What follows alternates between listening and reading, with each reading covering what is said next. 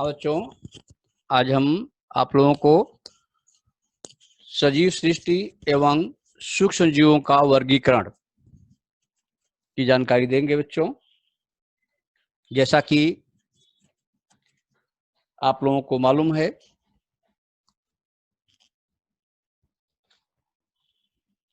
Robert Harding व्हिटाकर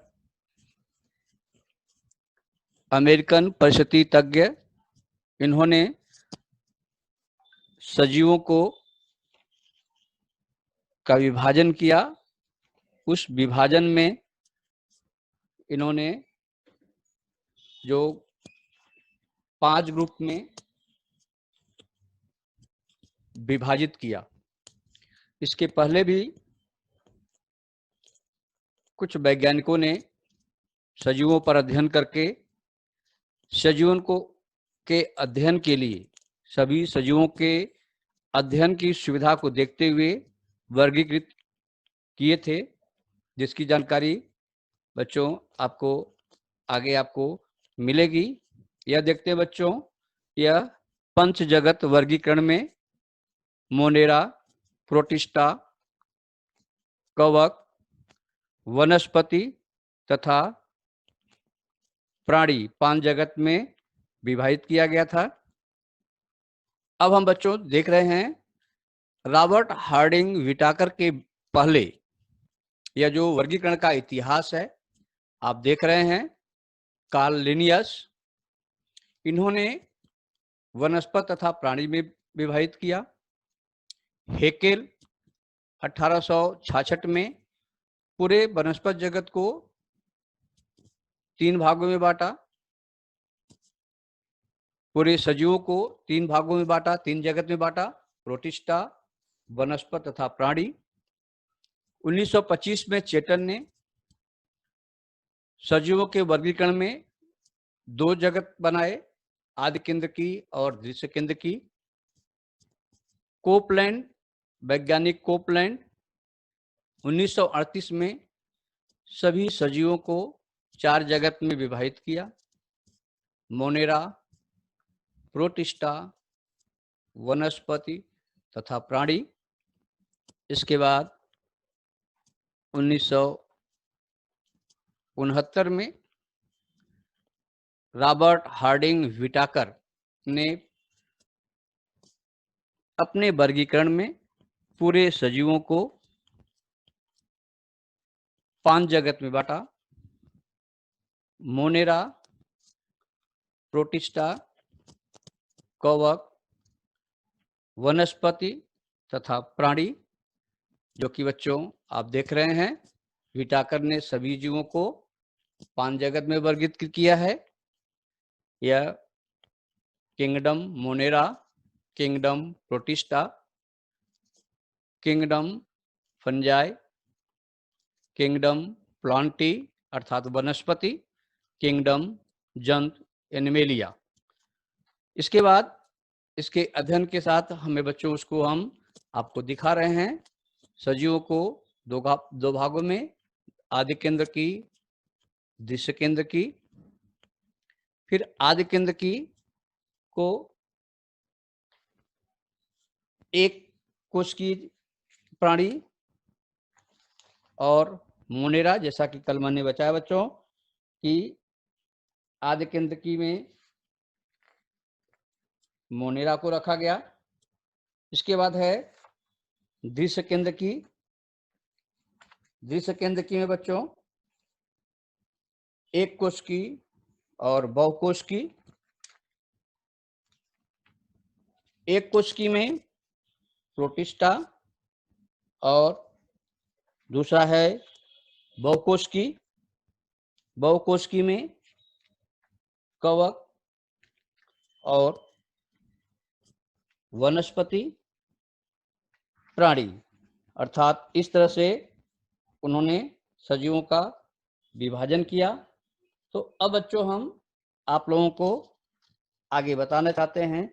यहाँ आप लोग बच्चों देख रहे हैं कि आदि केंद्र की में भी एक कोश की है और दृश्य केंद्र की में भी एक कोश की है। अर्थात आदि केंद्र की का मतलब बच्चों होता है कि ऐसी कोशिकाएं जिनमें केंद्रक आवरण नहीं होता है, सुविकसित केंद्रक और कोशिका अंगक नहीं पाए जाते, तो ऐसे एक कोश की प्राणियों को मोनेरा में रखा गया।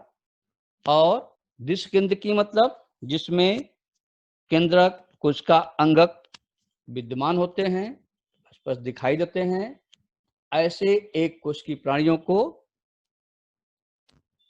प्रोटिस्टा में रखा गया।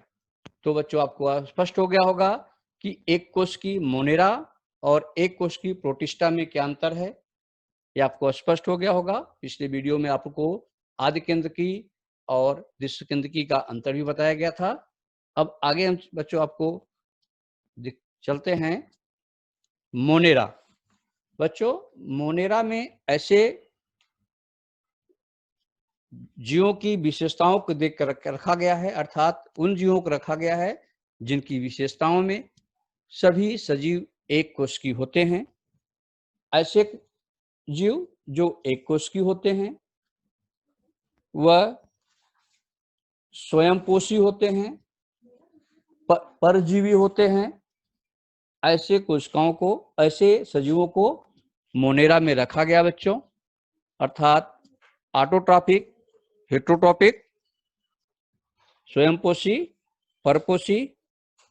इसमें पाए जाने वाले जो प्राणी हैं वे आदि केंद्रकी होते हैं। जैसे कि बच्चों हमने बताया कि आदि केंद्रकी का मतलब जिसमें कोशिका अंगक और उनके कोशिका आवरण नहीं पाए जाते हैं, ऐसे कोशिका को हम आदि केंद्रकी कहते हैं।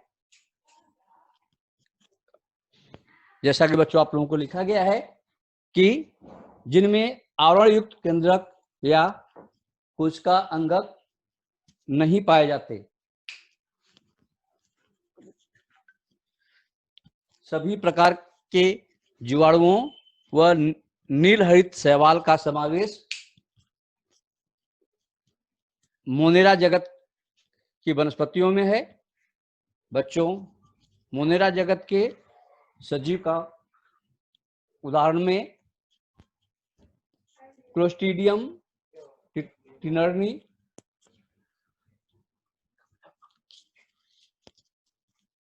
Vibrio cholerae, Streptococcus pneumoniae, Treponema pallidum, Salmonella typhi, Legionella. तो ऐसे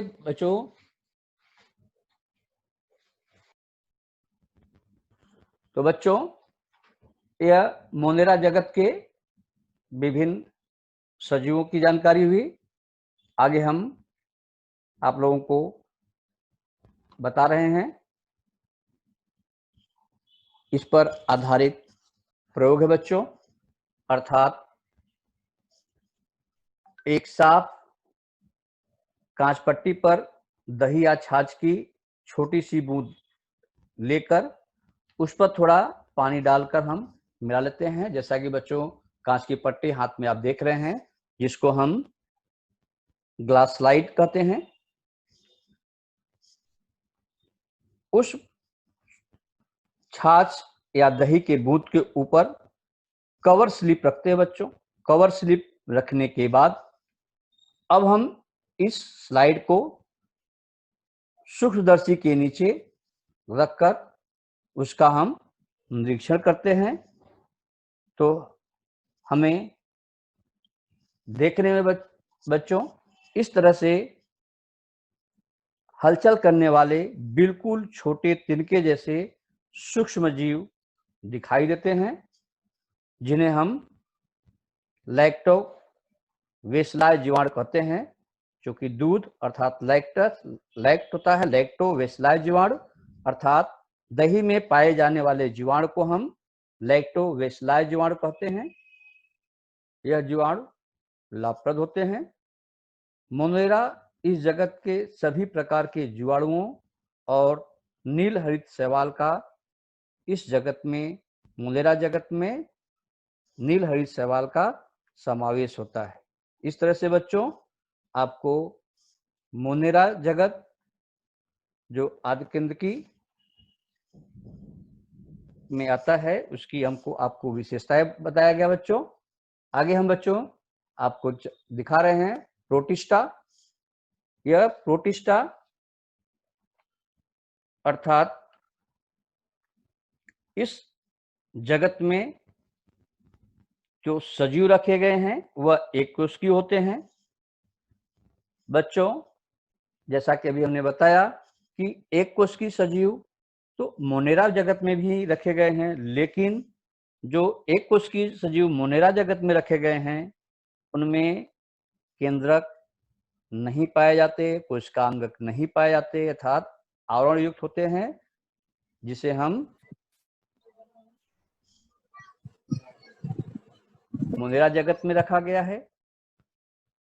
और यहाँ जो एक केंद्रकी अर्थात एक कोशिकीय जो प्राणी रखे गए हैं उनमें कोशिका में आवरण युक्त केंद्रक पाया जाता है, अर्थात जिसे हम दृश्य केंद्रकी कहते हैं। अर्थात दृश्य केंद्रकी एक कोशिकीय प्राणी को प्रोटिस्टा में रखा गया है। प्रोटिस्टा जगत में रखे गए प्राणियों के में प्रचलन के लिए कूटपाद या बाल के जैसे रोमक या कशाभिकाएं होती हैं बच्चों। कूटपाद का मतलब होता है बनावटी पैर, अर्थात वह अपने पैर को जिधर जैसे आवश्यकता पड़ती है वह जीव उधर अपने पैर को बना लेता है और उसे खत्म कर देता है, अर्थात वह कूटपाद, जिसको नकली पैर कहते हैं बच्चों। तो इस तरह से इसमें अमीबा, जैसे कि इसमें अमीबा होता है, अमीबा में इस तरह से प्रचलन के लिए कूटपाद पाया जाता है। इसमें स्वयंपोषी सजीव जैसे युगलिना, वालवाक्स की कोशिकाओं में हरितलवक होते हैं, अर्थात यह स्वयंपोषी होते हैं, अपना भोजन स्वयं बनाते हैं, ऑटोट्रॉपिक। और परपोषी जैसे अमीबा, पैरामीशियम, प्लाज्मोडियम, यह परपोषी वनस्पतियां होती हैं। इस तरह से प्रोटिस्टा में पाए जाने वाले जो सजीव हैं इन सजीवों की एक विशेषताएं हैं बच्चों। आगे हम चलते हैं प्रयोग के लिए। तो किस तरह से हम प्रयोग के द्वारा कैसे हम इन्हें देखते हैं, तो बच्चों हम डबरे पानी अर्थात पांड वाटर, तालाब का पानी को लेते हैं, उसे कांच की पट्टी पर अर्थात ग्लास लाइट पर रखकर कवर स्लिप से हम उसको ढक देते हैं। फिर उस पट्टी को हम सूक्ष्मदर्शी अर्थात संयुक्त सूक्ष्मदर्शी से देखते हैं। अब जब हम संयुक्त सूक्ष्मदर्शी से देखते हैं तो हम देखते हैं बच्चों कि उसमें इस तरह से अर्थात जो आपको स्क्रीन पर दिखाई दे रहा है बच्चों, कुछ अनिश्चित आकार वाले सूक्ष्म जीव हलचल करते हुए दिखाई देते हैं। यह सजीव अमीबा है, अर्थात अमीबा हमें दिखाई देता है। अभी हमने जैसे बताया बच्चों, अमीबा अपने आकार को बदलता रहता है, संचलन के लिए उसमें कूटपाद होते हैं, अर्थात बनावटी पैर होते हैं। तो इस तरह से बच्चों यह प्रोटिस्टा जगत के सजीवों की विशेषताएं हैं। किन विशेषताओं के आधार पर सजीवों को प्रोटिस्टा में रखा गया है, आगे हम आप लोगों को दिखाते हैं। यह कवक अर्थात बच्चों कवक जगत में परपोषी असंश्लेषी वनस्पतियों को रखा गया है। दृश्य केंद्रकी होते हैं, इनकी कोशिकाएं दृश्य केंद्रकी होती हैं, अर्थात बच्चों परपोषी अर्थात जो हेटेरोट्रॉपिक होती हैं। असंश्लेषी जिसको हम नॉन ग्रीन कहते हैं, अर्थात वह संश्लेषण क्रिया नहीं कर सकती हैं। द्विसंकेंद्रकी अर्थात यूकैरियोटिक। तो इस तरह से यूकैरियोटिक का मतलब उसमें केंद्रक व कोशिकांगक पाए जाते हैं। इस जगत में रखे हुए सजीवों की विशेषता बच्चों, ये बहुसंख्य कवक मृतोपजीवी होते हैं, सेप्रोटॉप्स होते हैं, सड़े गले कार्बनिक पदार्थों पर जीवित रहते हैं। अर्थात बच्चों यह डिकम्पोजर होते हैं, अर्थात विघटक होते हैं। जो सड़े गले पदार्थ हैं वह कार्बनिक पदार्थ पर वह डिकम्पोज करते हैं, अर्थात विघटक होते हैं, डिकम्पोजर के रूप में होते हैं। कवकों की कोशिका भित्ति काइटिन नामक जटिल शर्करा से बनी होती है। कुछ कवक तंतुमय होते हैं जिनके कोशिका द्रव्य में अनवित केंद्रक होता है, मेनी न्यूक्लियाई, अर्थात इनके जो कोशिका द्रव्य हैं वह अनवित केंद्रक वाले होते हैं। कवक जैसे कीड़ो फफूंदी, बेकर्स ईस्ट, एस्परजिलस जो भुट्टे पर पाई जाने वाली होती हैं, अर्थात उसको हम कहते हैं बेकर्स। के बाद हम यह जो भुट्टे के पाई जाती हैं उसे हम एस्परजिलस कहते हैं।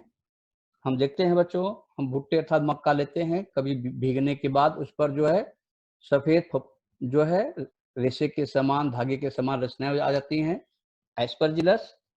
पेनिसिलियम, कुकुरमुत्ता, कुकुरमुत्ता जिसको हम मशरूम कहते हैं। कुकुरमुत्ता तो आप देखे होंगे बच्चों, सब्जी में भी मशरूम का उपयोग किया जाता है।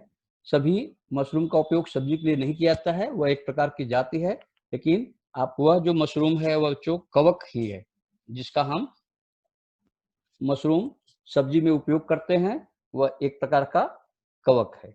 तो इस तरह से बच्चों यह कवक जगत के में पाए जाने वाले सजीवों की विशेषताएं हैं।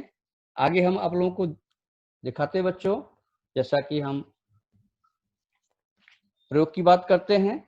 तो बच्चों आप स्क्रीन पर देख रहे हैं ब्रेड या रोटी का टुकड़ा, हम अब यहाँ हम ब्रेड का टुकड़ा लिए हैं। तो इन टुकड़ों को हम पानी में भिगोकर रखते हैं।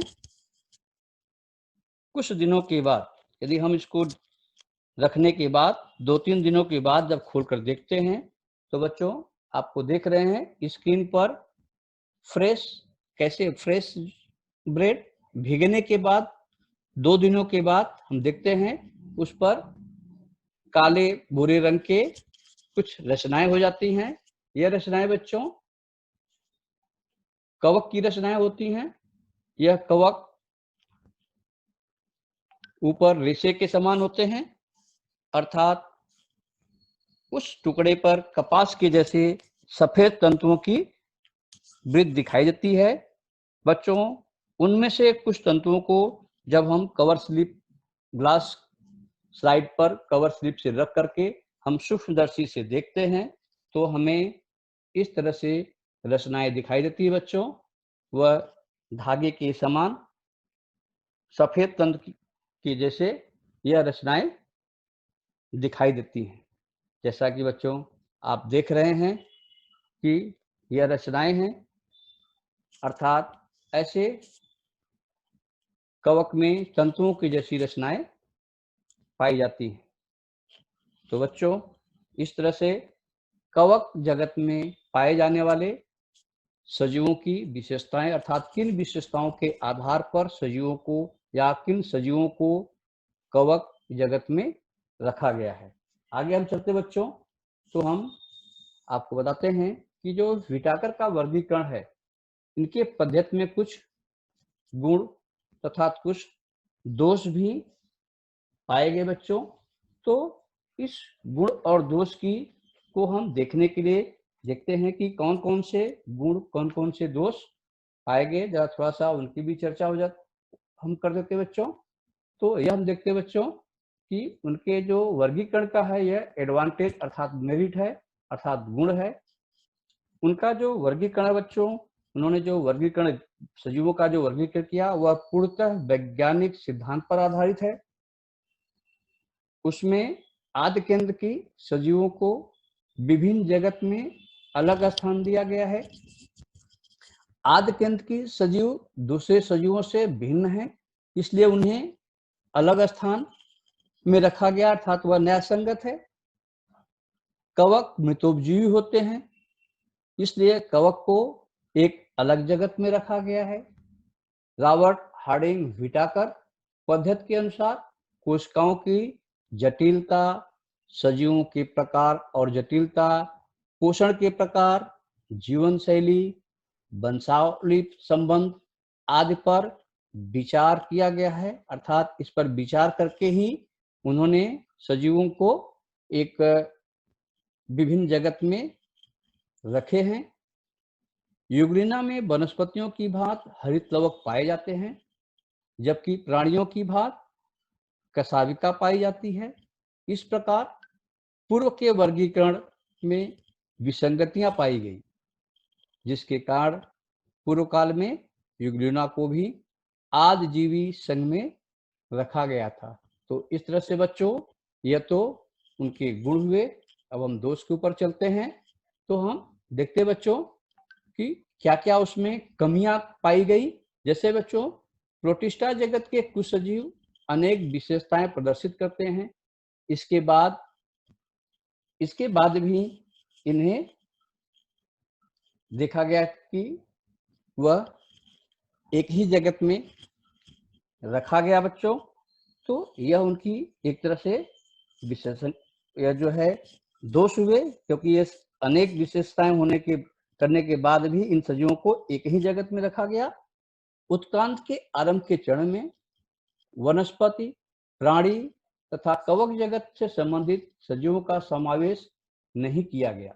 जैसे उदाहरण के रूप में बच्चों, जगत प्राणी में अमीबा जैसे एक कोश की सजीव का समावेश नहीं किया गया। इस कारण उसमें कुछ शंका बनी रही। अगला बच्चों की दोष क्या है? एक कोश की शैवाल को जगत प्रोटिस्टा में रखा गया, जबकि बहुकोश की शैवाल को जगत वनस्पति में रखा गया। वास्तव में एक कोश की तथा बहुकोश की शैवाल में अत्यंत समानता है, परंतु व्हिटाकर की वर्गीकरण पद्धति के अनुसार इन दोनों को दो अलग अलग समूहों में रखा गया। आगे हम बच्चों चलते हैं, तो हम देखते हैं कि शैवाल प्रजाति के क्लोरेला क्लेमिडोमोनास नामक सजीवों का समावेश जगत प्रोटिस्टा में किया गया। यह भी एक तरह से उनका बच्चों दोष है, क्योंकि शैवाल प्रजाति के क्लोरेला क्लोमिडोमोनास नामक सजीवों का समावेश भी जगत प्रोटिस्टा में किया गया। अगला बच्चों कि व्हिटाकर के द्वारा विषाणुओं का समावेश किसी भी जगत में नहीं किया गया। विषाणुओं के जगत का यह मुद्दा जीव वैज्ञानिकों के लिए एक बहस का मुद्दा बना हुआ था। अगला उनका दोष है बच्चों कि मोनेरा और प्रोटिस्टा जगत के से संबंधित कुछ सजीवों में प्रकाश संश्लेषण करने की क्षमता पाई जाती है। इस प्रकार सजीव स्वयं पोषी होते हैं, जबकि कुछ सजीव परपोषी होते हैं। इस प्रकार मोनेरा जगत से संबंधित कुछ सजीवों में कोशिका भित्त होती है, तथा प्रोटिस्टा जगत से संबंधित कुछ सजीवों में भी कोशिका भित्त होती है। इससे इन सजीवों के स्थान को लेकर हमेशा भ्रम की स्थिति उत्पन्न होती है। तो यह बच्चों व्हिटाकर के वर्गीकरण पद्धति के दोष है बच्चों। आपको दोष की भी जानकारी दी गई, साथ में उनमें क्या एडवांटेज है, क्या उनमें गुण है, मेरिट क्या है, अर्थात मेरिट डिमेरिट की जानकारी बच्चों दी गई। इस तरह से यह पाठ, यह जो व्हिटाकर वर्गीकरण की यह जानकारी है, यह बच्चों आपको जानकारी दिया गया। इसमें आप लोगों को मोनेरा, प्रोटिस्टा, कवक की जानकारी दी गई। आपके कोर्स में बच्चों वनस्पति और जो प्राणी है वह जगत की जानकारी आपके कोर्स में यहाँ नहीं है, इसलिए उसको आगे आपको बताया जाएगा, आगे जानकारी दी जाएगी। तो जैसे मोनेरा में आपको उदाहरण बताया गया, प्रोटिस्टा में भी, मोनेरा में लेजियोमोना और आगे उनके जो बच्चों जानकारी है, उदाहरण के लिए विब्रियो कोलेरी, टेप्टोकोमम, टेप्टोकाकस, न्यूमोनी, लेजियोनेमा न्यूमोनी, या जो मोनेरा के हैं। प्रोटिस्टा में बच्चों, प्रोटिस्टा में हम चलते हैं तो यूग्लिना, वालवाक्स, अमीबा, पैरामीशियम, प्लाज्मोडियम, या प्रोटिस्टा के उदाहरण बच्चों। कवक में विभिन्न प्रकार के कवक, जैसे बेकर्स ईस्ट जिसको हम कीड़ो बोलते हैं, फफूंदी, एस्परजिलस जो भुट्टे पर पाई जाने वाली फफूंदी है, पेनिसिलियम, कुकुरमुत्ता जिसे हम मशरूम कहते हैं। तो यह जानकारी बच्चों आपको दी गई और पुनः एक तरह से आपका यह रिवीजन भी हो गया। तो आगे बच्चों please subscribe the channel and share it. Thank you बच्चों।